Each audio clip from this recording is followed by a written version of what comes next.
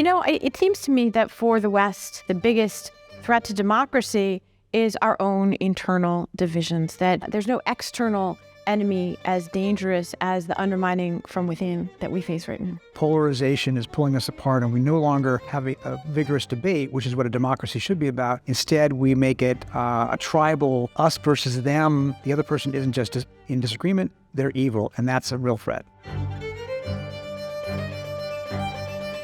I think one thing we've learned from the conflicts and controversies of the last few years is that democracy isn't something that you take for granted. Peter and I came of age at the end of the Cold War, and this idea that democracy's triumph was sort of irreversible and that the march of progress was forward. Well, that obviously is not the story of the last 20 years. I think that every generation has to make its own commitment to these values or they won't endure. I think the most important thing to defend democracy is to participate in it.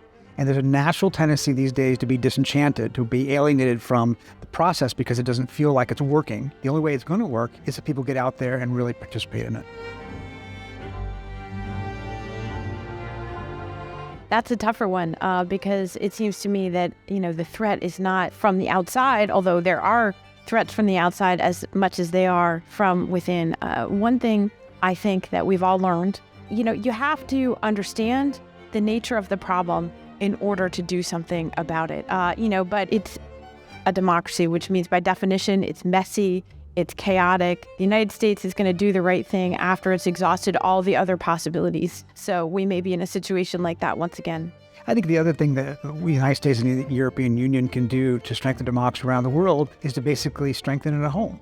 Because in other words, the best message, the best selling point for democracy to other countries that don't currently engage in it is to see that it does work. It does work for the people and not just for the people in power. And I think there's a lot of skepticism about that in many places in the world today.